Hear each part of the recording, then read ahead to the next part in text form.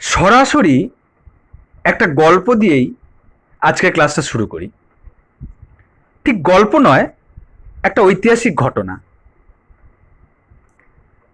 কেন আমি এই ঐতিহাসিক ঘটনাটা বলছি সেটা আমি পরে বলছি, কিন্তু ঘটনাটা আগে বলি। তোমরা হর্ষবর্ধনের নাম শুনেছ, ইতিহাসে পড়েছ। হর্ষবর্ধন, তার সভাকবি বাণভট্ট ছিলেন, তিনি হর্ষচরিত লিখেছিলেন। তো যাই হোক, সেই হর্ষবর্ধনের বাবা প্রভাকর বর্ধন তখন থানেশ্বরের সিংহাসনে বসেছেন। সময়টা তখন কিন্তু সেই 600 খ্রিস্টাব্দের কাছাকাছি। তো যাই হোক, হর্ষবর্ধনরা দু ভাই, রাজ্যবর্ধন আর হর্ষবর্ধন। তাদের এক বোন ছিল যার নাম রাজশ্রী। তো তখনকার সময়ে রাজারা ভাবত বাহুবলে পররাজ্য অধিকার করাই হচ্ছে রাজার বা বীরের ধর্ম। যে রাজা নিজের রাজ্যের নির্দিষ্ট গণ্ডির মধ্যে আবদ্ধ হয়ে থাকতে চাইতেন, তাদের যোগ্যতা সম্বন্ধে জনসাধারণ খুব একটা উচ্চ ধারণা পোষণ করত না। যাই হোক, ঘটনাটা বলি। তখন 604 খ্রিস্টাব্দ। তখন প্রভাকর বর্ধনের কাছে খবর এসছে, মানে হর্ষবর্ধনের যে বাবা আর কি, প্রভাকর বর্ধনের কাছে খবর এসছে উত্তর পশ্চিম পাঞ্জাবের দুর্ধর্ষ হুনরা বিদ্রোহ ঘোষণা করেছে। তো প্রভাকর বর্ধন হর্ষবর্ধনের দাদাকে মানে রাজ্যবর্ধনকে ডেকে পাঠিয়েছেন। রাজ্যবর্ধন এসছে, তখন রাজ্যবর্ধনকে বলছেন আর কি, প্রভাকর বর্ধন মানে হর্ষবর্ধনের বাবা বলছেন, রাজ্যবর্ধন, আমি তো ক্রমশই বৃদ্ধ হয়ে পড়ছি,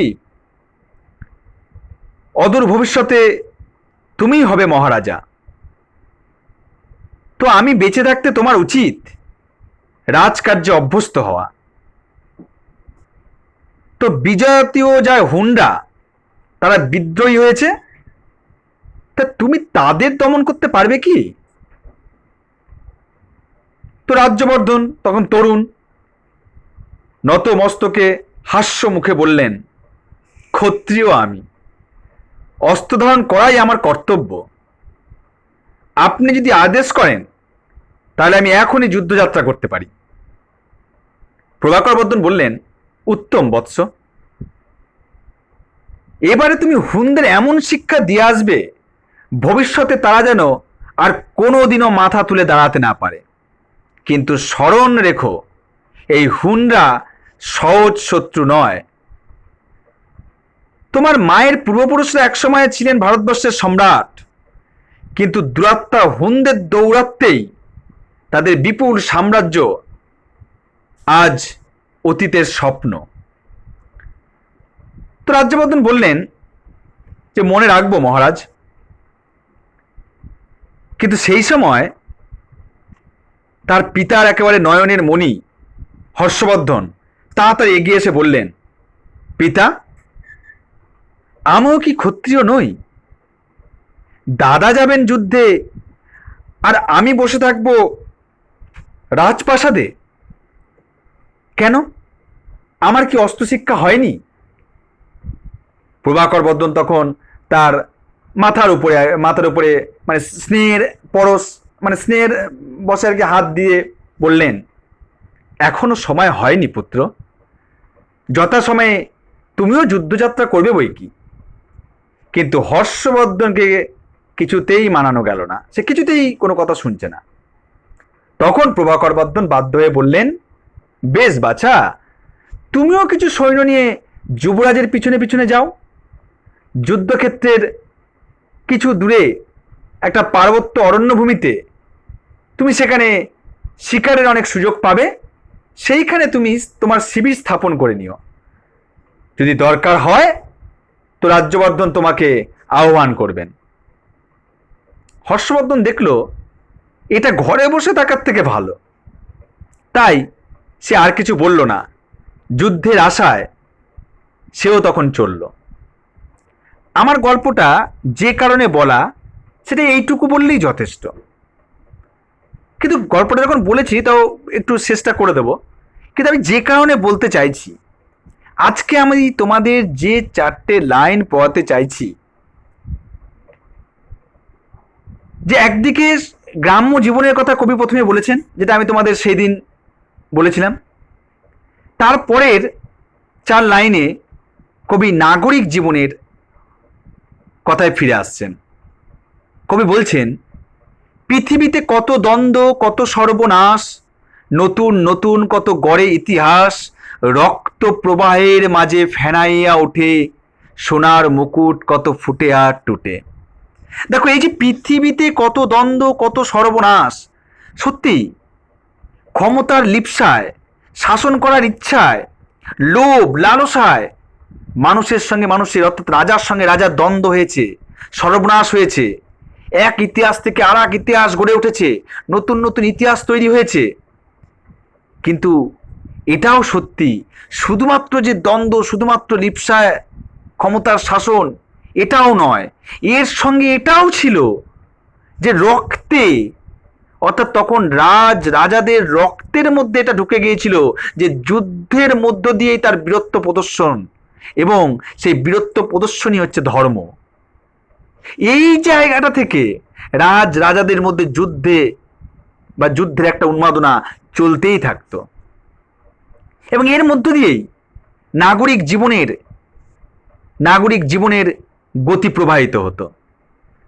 আমি এই জন্য এটা বলতে চাইলাম এবং হর্ষবর্ধনের কথা তুললাম, যে হর্ষবর্ধন একজন শুধু কবি বা সাহিত্যিকদের পৃষ্ঠপোষক ছিলেন তাই নয়, তিনি নিজেও কবি ছিলেন, তিনি কবিতা লিখতেন। তো তার মতন একজন এই উদার মানসিকতার মানুষও যুদ্ধের উন্মাদনায় মেতে উঠছে। ঠিক এই জায়গাটাতেই কবি যেমন বলতে চাইছেন, রক্ত প্রবাহের মাঝে ফেনাইয়া উঠে সোনার মুকুট কত ফুটে আর টুটে। অর্থাৎ রাজাদের মধ্যে, রাজাদের রক্তের মধ্যেই যুদ্ধের উন্মাদনা, আর এর মধ্য দিয়েই কোনো রাজার জয়, কোনো রাজার পরাজয়। একদিকে দ্বন্দ্ব, একদিকে লোভ লালসা হিংসা, অন্যদিকে বীরত্ব প্রদর্শন, এই দুয়েরই সমাবেশ ঘটে গেছিল প্রাচীন এবং মধ্যযুগের রাজাদের মধ্যে।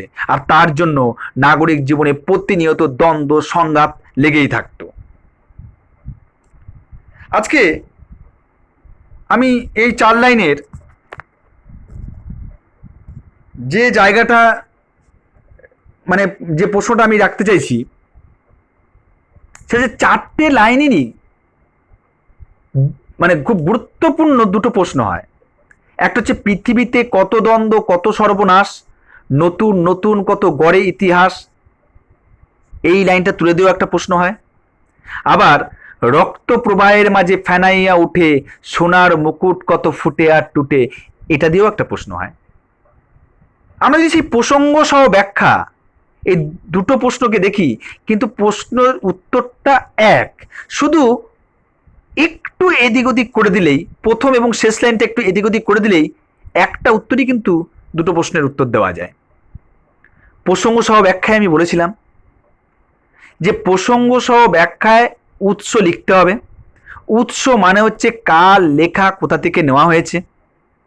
তাহলে আমাদের যদি প্রথমে, আমি এই প্রশ্নটাই ধরছি যে রক্ত প্রবাহের মাঝে ফেনাইয়া ওঠে সোনার মুকুট কত ফুটে আর টুটে, উৎস কি লিখব?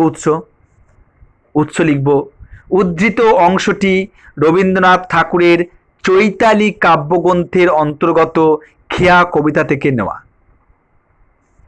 প্রসঙ্গ কি লিখব? প্রসঙ্গতে লিখব, বলেছিলাম প্রসঙ্গ মানে হচ্ছে কোন কথার পরিপ্রেক্ষিতে কথাটা এলো। তাহলে প্রসঙ্গ কি লিখব আলোচ্য কবিতায় কবি গ্রাম্য জীবন ও নাগরিক জীবনের দুটি বিপরীত চিত্র এঁকেছেন। গ্রামের মানুষ সহজ সরল জীবনযাপন করে। অন্যদিকে নাগরিক জীবনে চলে প্রতিনিয়ত দ্বন্দ্ব সংঘাত। নাগরিক জীবনের এই চিত্র তুলে ধরতে গিয়েই কবি এই প্রসঙ্গ এনেছেন। ব্যাখ্যা কি লিখব? ব্যাখ্যায় লিখব, প্রাচীন ও মধ্যযুগের রাজারা বাহুবলে পররাজ্য দখল করাকেই বীরের ধর্ম বলে মনে করত। একদিকে লোভ, লালসা, শাসন করা, লিপ্সা, চরিতার্থ করা, অন্যদিকে রক্তস্রোতে যুদ্ধের উন্মাদনায় বীরত্ব প্রদর্শন করতে গিয়েই রাজারা যুদ্ধ সংঘাতে লিপ্ত থাকত। সোনার মুকুট ছিল অহংকারের প্রতীক। যে রাজা জয়লাভ করত তার মাথায় সোনার মুকুট ফুটে উঠত, অর্থাৎ তিনি হতেন ক্ষমতার অধিকারী। আর যে রাজার পরাজয় হতো তার মাথা থেকে খসে পড়ত সোনার মুকুট, অর্থাৎ তিনি ক্ষমতা হারাতেন। এই দ্বন্দ্ব সংঘাত সর্বনাশের মধ্য দিয়েই গড়ে উঠত নতুন নতুন ইতিহাস। তাহলে আমাদের এই যদি দেয় যে রক্ত প্রবাহের মাঝে ফেনাইয়া ওঠে সোনার মুকুট কত ফুটে আর টুটে, তাহলে আমরা উৎস প্রসঙ্গ ব্যাখ্যায় এই লিখব। কিন্তু আমাদেরকে যদি দেয় যে পৃথিবীতে কত দ্বন্দ্ব, কত সর্বনাশ, নতুন নতুন কত গড়ে ইতিহাস, এটা প্রসঙ্গ সহ ব্যাখ্যা। উৎসটা একই থাকবে, মানে কাল লেখা কথা থেকে নেওয়া হয়েছে। উদ্ধৃত অংশটি রবীন্দ্রনাথ ঠাকুরের চৈতালি কাব্যগ্রন্থের অন্তর্গত খেয়া কবিতা থেকে নেওয়া। প্রসঙ্গটাও প্রসঙ্গ একদম এক, যা বলেছি তাই। ব্যাখ্যার ক্ষেত্রে শুধু যেখান থেকে আমি শুরু করলাম যে প্রাচীন ও মধ্যযুগের রাজারা বাহুবলে পররাজ্য দখল করাকেই বীরের ধর্ম বলে মনে করত, এর আগে শুধু বলে দেব প্রাচীন ও মধ্যযুগের রাজাদের মধ্যে দ্বন্দ্ব সংঘাত লেগেই থাকতো, কারণ প্রাচীন ও মধ্যযুগের রাজারা বাহুবলে পররাজ্য দখল করাকেই বীরের ধর্ম বলে মনে করত। আর একদম শেষে ওই যে লাইনটা দিয়ে শেষ করলাম আবার সেটাই লিখব যে এই দ্বন্দ্ব সংঘাত সর্বনাশের মধ্য দিয়েই গড়ে উঠত নতুন নতুন ইতিহাস। তাহলে দেখো, দুটো প্রশ্নের একই উত্তর একইভাবে লেখা যায়, আমরা কিন্তু এইভাবেই লিখব। তোমরা আমার এই আলোচনার মধ্যে দিয়েই এই দুটো প্রশ্ন লিখে নেবে এবং লেখার চেষ্টা করবে। কোনো রকম অসুবিধা হলে আমি বলবো।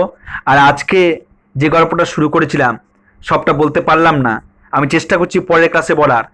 যদি না পারি তাহলে স্কুল খুললে আমাকে মনে করাবে, অবশ্যই বলবো।